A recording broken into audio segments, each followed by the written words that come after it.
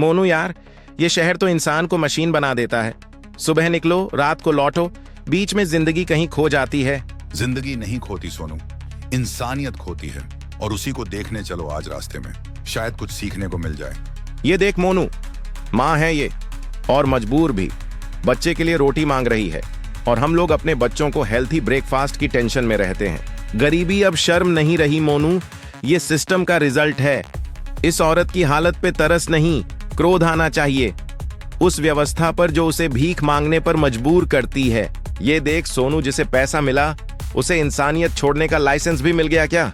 हाँ मोनू, सही कहा तूने। पैसे से इंसान बड़ा नहीं बनता, बस अहंकार मोटा हो जाता है, और ये मोटा अहंकार ही इस देश को खा रहा है।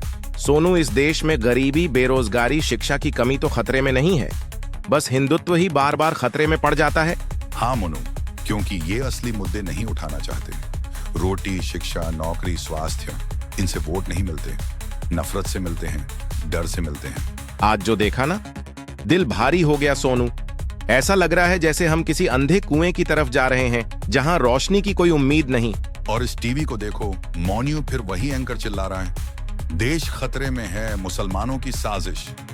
भाई, देश तो कब से भूख, बेरोजगारी और भ्रष्टाचार से खतरे में है, लेकिन ये कोई नहीं बताएगा।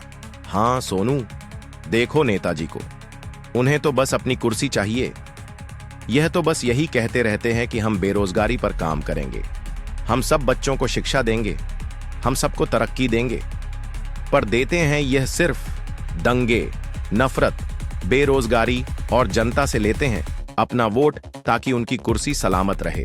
सही कहा मोनू, क्योंकि ये असली मुद्दे नहीं उठाना चाहते। रोटी, शिक्षा, नौकरी, स्वास्थ्य, इनसे वोट नहीं मिलते, नफरत से मिलते हैं, डर से मिलते हैं। देखो सोनू, ये लड़की टीवी पर कैसे रो रही है। उसकी अस्मत लुट चुकी है और नेताजी को बेल मिल चुकी है। क्या अब यही होगा कि मजलूमों की इज्जत तार तार होगी और ऐसे नेता को जेल जाने की बजाय बेल मिलेगी और उनको मालाएं पहनाई जाएंगी? इंसाफ अब सिर्फ किताबों में बचा है मोनू। आजकल इंसान इंसान का ही दुश्मन बन गया है। प्यार, भाईचारा सब खो गया इस भीड़ में। मोनू, कभी सोचा था कि हम जो जंगल छोड़कर इस इंसानी दुनिया में आए थे, वो इतना खोखला निकलेगा? हाँ सोनू, सोचा तो बहुत कुछ था, तरक्की, समझदारी, सभ्यता, पर यहाँ तो नेता लोग ही आग लगवा रहे हैं। हिंदू, मुसलमान, ऊंच नीच, जात पात।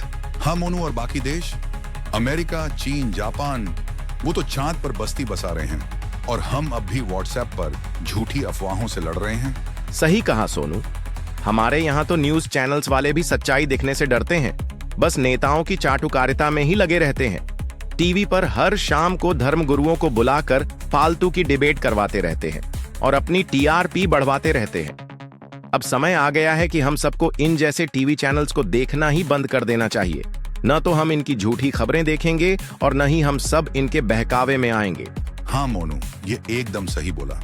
मुझे तो यह समझ नहीं आता, यह चाटुकार एंकर कैसे सुबह अपना चेहरा आईने में देखते हैं, कैसे यह झूठे एंकर अपनी नजरों से नजर मिलाते हैं।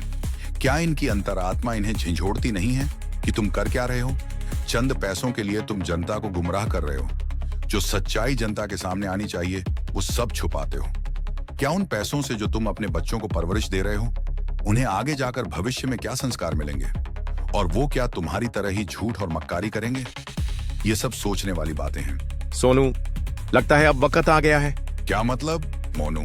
मैं यह कहना चाहता हूँ, क्यों ना हम वापस अपने जंगल चले। वहां यह तो नहीं देखना पड़ेगा कि इंसान कैसे अपने जाति फायदे के लिए अपने ही भाई बंधु को बलि का बकरा बनाता है। शायद सही कह रहे हो। जब इंसानों से ज्यादा इंसानियत जानवरों में हो जाए तो वहीं रहने में भलाई है। चलो मोनू, जंगल वापस चलते हैं। कम से कम वहां दिल साफ है और नीयत सच्ची। देखो यहाँ कितनी शांति है, कोई मक्कारी नहीं, बस अपनी अपनी जिंदगी मजे से काटो। पर पता नहीं यह इंसान कब अपने फायदे के लिए धीरे धीरे हमारे जंगल को ही साफ न कर दे।